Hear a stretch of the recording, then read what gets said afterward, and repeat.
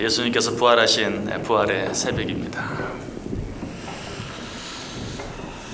기독교 역사 가운데 뛰어난 명작으로 평가받는 그림이 하나 있습니다.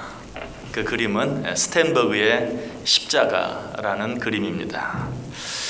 이 그림이 유명한 이유는 그 그림이 명작이기 때문도 하지만 그보다 더 중요한 이유가 하나 있습니다. 그것은 그 그림 뒤에 감추어진 유명한 이야기가 있기 때문에 그렇습니다.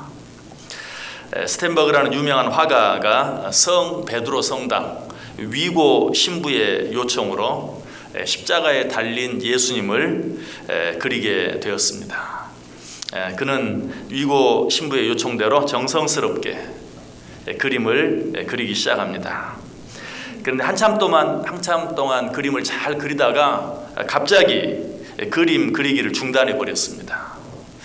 왜냐하면 그림을 그리는 중에 갑자기 이런 생각이 들었어요. 내가 그림값을 너무 싸게 정한 것 같다라는 그런 생각이 들었어요.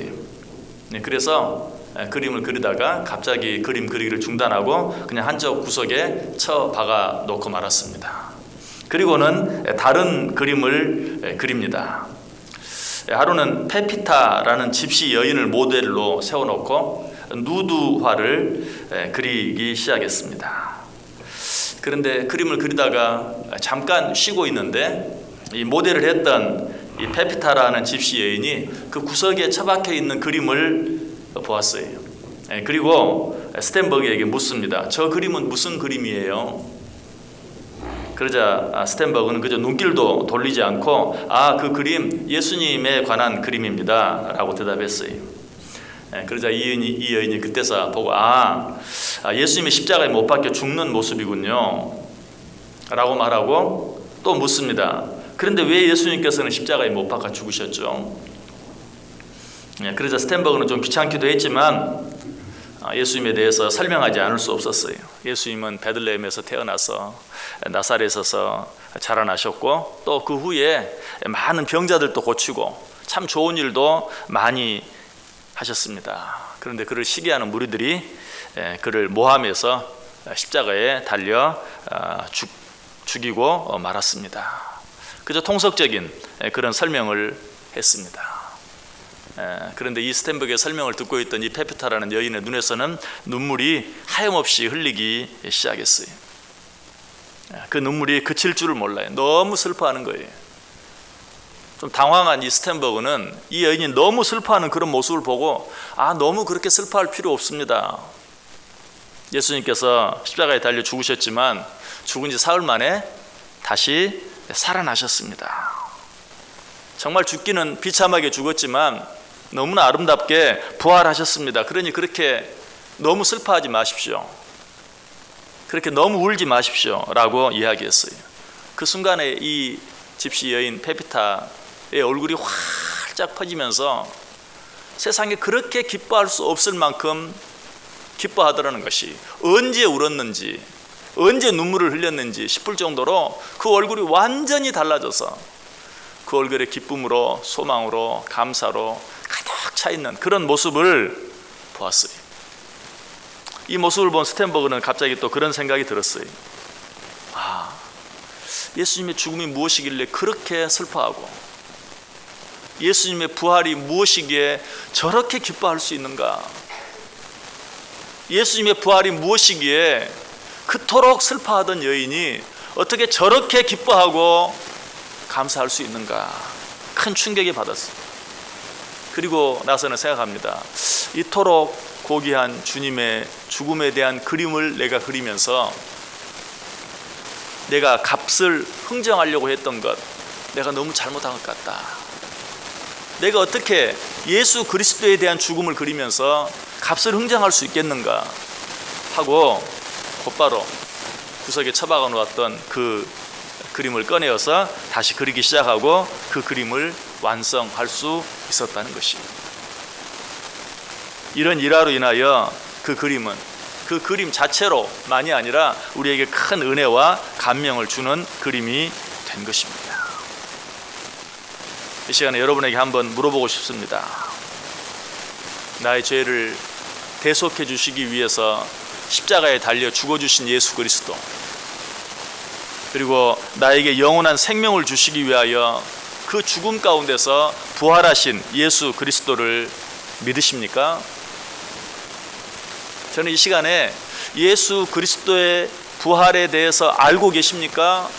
예수 그리스도의 부활에 대해서 얼마나 이해하고 계십니까? 라고 묻지 않았어요. 예수 그리스도의 부활을 믿으십니까? 라고 물었어요. 여러분, 예수 그리스도의 부활은 우리의 지식으로 알 수 있는 것이 아니, 이해할 수 있는 것이 아니, 우리 주위에는 도무지 이해할 수 없는 일들이 너무나 많이 일어나고 있어요. 그러나 어떻습니까? 내가 이해할 수 없지만 그 일들은 분명한 사실이에요. 내 이해와는 상관없이 그 일은 사실이에요. 그래서 우리는 늘 그렇게 말합니다. 아니, 어떻게 그런 일이 일어날 수 있지? 정말 이해할 수 없다. 무슨 말이에요? 이해할 수 없는 일이, 도무지 이해할 수 없는 일이 우리 가운데 너무나 많이, 너무나 자주 일어나고 있는 것이. 이 세상에 가장 무식한 사람이 있다면 어떤 사람일까요? 많이 배우지 못한 사람? 많이 알지 못하는 사람? 아니, 그런 사람이 무식한 사람이 아니고 내가 이해할 수 없기 때문에 믿지 않겠다고 말하는 사람, 그 사람이 가장 무식한 사람이고, 그런 사람은 어떻게 해볼 도리가 없는 사람이에요. 내가 이해할 수 없기 때문에 받아들이지 아니하고 믿지 아니하는 사람, 이런 사람과는 무슨 일을 같이 하기가 정말 힘들어요. 그런 사람과 같이 살기는 정말 불가능해요. 이 세상에는 우리가 이해할 수 없는 일들이 너무나 많은 것처럼 실제로 이 세상은 아무도 인정해 주지 않고 믿어주지 않는 일에 대한 믿음을 가진 사람들에 의하여 발전되어 왔어요. 많은 사람들이 이해할 수 없다고 비웃고 조롱하는 그런 일들에 대한 확실한 믿음을 가지고 있는 사람, 이런 사람들에 의하여 세상은 여기까지 올 수 있었던 것이. 이 세상에 우리들이 믿을 만한 일들이 많이 있습니다. 믿고 싶은 일들도 많이 있습니다. 그러나 그 많은 일들 가운데 사실은 정말 믿을 수 없는 일들이 얼마나 많이 있는지 몰라요. 우리가 소위 과학이라고 말하는 것들, 믿을만해, 아니 믿고 싶어요. 그러나 실제로 과학자들은 우리가 믿는 것만큼 과학을 믿지 않아요. 왜? 거기에는 너무나 많은 심한 비약과 추정, 그리고 아직도 확인되지 않은 너무나 많은 가설들이 있다는 사실을 자기들이 분명히 알기 때문에, 자기들이 그렇게 추정을 했고 자기들이 그렇게 가설을 해서 만들어 놓은 이론이라는 것을 알기 때문에 절대로 100% 신뢰하지 않아요. 의학도 마찬가지입니다. 우리는 의학을 어느 정도 믿습니다. 또 신뢰하고 싶습니다. 그래서 급하고 어렵고 아플 때면 제일 먼저 병원으로 달려가고 의사를 찾아갑니다. 그러나 의사들은 정작 우리가 믿는 것만큼 의학을 신뢰하지 않아요. 여러분, 의사들의 가장 큰 소원이 뭔 줄 아세요? 자기들이 날마다 하루에도 수십 번 수술하는 그 수술대에 자기 자신이 눕지 않는 것이. 왜 그렇습니까? 수많은 의학들이 여러 가지 많은 임상 통계에 의한 것이지 100% 확실하게 믿을 만한 어떤 것이 아니라는 사실을 그들은 너무나 잘 알기 때문에 그러한 것이. 이처럼 우리들이 믿을 만하다고 생각하는 많은 것들이 사실은 믿을 수 없는 100% 진실이 아닌 것들이 얼마나 많은지 몰라요. 그러나 반대로 정말 믿을 수 없는 것처럼 보이지만 반드시 믿어야 하는 사실도 있어요. 그것이 바로 예수 그리스도의 부활이에요. 예수 그리스도께서 부활하셨다는 이 사실, 지식적으로는 도무지 믿을 수 없어요. 그러나 반드시 믿어야 하는 사실이에요. 거기에는 여러 가지 많은 증거들도 있어요. 그의 빈 무덤으로부터 시작해서 예수 그리스도의 부활 이후 그를 목격한 너무나 많은 사람들, 그리고 예수님이 부활하신 지 2000년이 지나도록 그 사실을 믿는 사람들이 한 번도 줄어들지 아니하고 점점 더 많아지고 있다는 사실, 이것만으로도 우리는 예수 그리스도의 부활을 절대로 부인할 수 없어요. 많은 사람들이 예수 그리스도의 부활에 대해 허무맹랑한 거짓말이라고 말합니다. 그러나 저는 이 시간에 이렇게 말하고 싶어요. 만일 예수 그리스도의 부활이 거짓말이라 할지라도 그 거짓말이 지난 2000년 동안 유지되었다면 우리는 그 말을 믿어야 한다.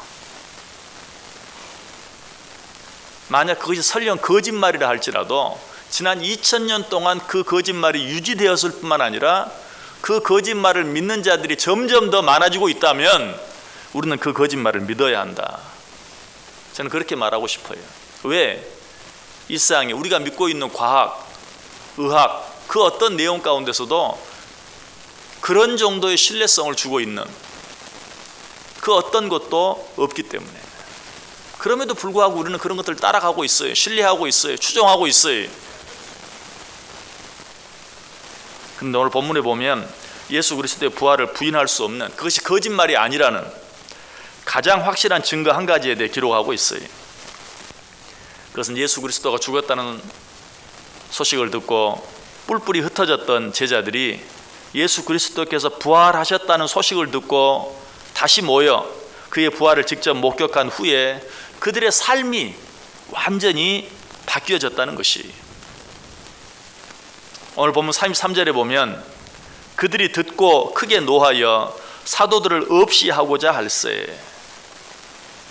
지금 누가 사도들을 죽이려고 합니까? 제사장들과 사두개인들을 비롯해서 공회에 속한 많은 사람들이 사도들을 죽이려고 합니다. 왜 죽이려고 하죠? 그들이 사도들로부터 무엇인가를 들었기 때문이. 무엇을 들었습니까? 30절, 31절에 보면 너희가 나무에 달아 죽인 예수를 우리 조상의 하나님이 살리시고 이스라엘에게 회개함과 죄사함을 주시려고 그를 오른손으로 높이사 임금과 구주로 삼으셨느니라. 너희들이 죽인 예수 그리스도를 우리 조상의 하나님이 살리셨다. 예수님께서 부활하셨다라고 말하는 사도들의 증언을 듣고 바리새인과 사두개인들이 사도들을 죽이려 했어요. 여러분 생각해 보시기 바랍니다. 부활하신 예수님을 직접 목격하지 못했다면 사도들이 어떻게 이렇게 말할 수 있었겠습니까? 설령 이전에는 나름대로의 어떤 소망을 가지고 어떤 기대를 가지고 예수님을 따라다녔다 할지라도 지금은 예수를 미워하던 제사장들과 사기관들 앞에서 자기들이 어리석은 노라고, 자기들이 잠시 어떻게 된 것 같다고 아마 원통해하며 그들과 함께 예수를 비판했을 것이, 왜? 자기들이 믿고 따르던 예수 그리스도가 죽어버렸기 때문에.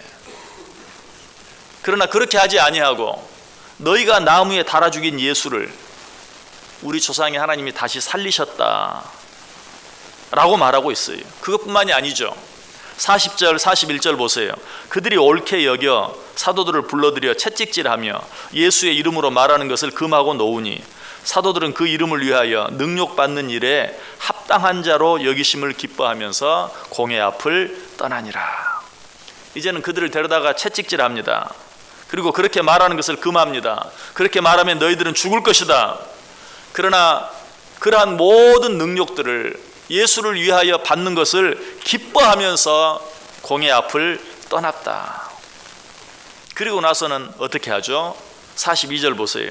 그들이 날마다 성전에 있든지 집에 있든지 예수는 그리스도라고 가르치기와 전도하기를 그치지 아니하니라. 오히려 그 예수 그리스도를 어때요? 우리를 위해 죽으셨다가 부활하신 우리의 구세주로 그들에게 가르치고 전도하기를 그치지 아니하였다. 그러나 여기까지는 여전히 거짓말로 꾸며서 할 수 있어요. 왜? 그동안 예수님이 세상의 구세주라고 믿고 따랐어요. 그런데 그 예수님이 죽어버렸어요. 얼마나 자존심 상합니까? 자기들이 얼마나 어리석어 보이고 우스꽝스러워 보이겠습니까? 그래서 자기들의 그런 부끄러움을 감추기 위해서 얼마든지 그러한 말들을 꾸며내서 그렇게 하는 것처럼 여전히 그 예수 그리스도를 믿는 것처럼 그렇게 흉내 낼 수도 있어요. 그러나 예수 그리스도께서 부활하신 것이 정말 사실이 아니었다면, 예수 그리스도의 부활을 진심으로 목격하지 않았다면 절대로 할 수 없는 일이 한 가지 있어요. 그 일이 어떤 일일까요? 그 예수를 위하여 죽는 일이에요. 물론 좀 독한 사람이 있다면 그것까지도 할 수 있을지 몰라요. 자기 자존심 하나 지키기 위해서 목숨까지 내버리는 일, 그런 일도 가능해. 그러나 한두 사람이라면 몰라도 사도 전부가 한 사람도 예외 없이 그렇게 되는 일은 결코 일어날 수 없을 것이에요. 실제로 예수님의 12제자 가운데 예수를 은삼십에 팔아버린 가룟 유다, 그리고 예수님께 십자가상에서 부탁하신 대로 예수님의 어머니 마리아를 평생토록 잘 모시고 살았던 사도 요한, 두 사람을 제외하고 나머지 10사람은 모두 순교했어요. 모두 죽었어요. 모두 예수님을 위하여 죽었어요.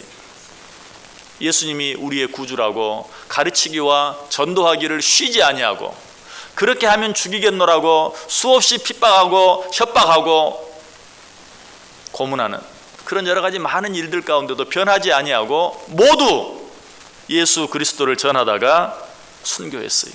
여러분, 이런 일은 결코 꾸며질 수 없는 일이,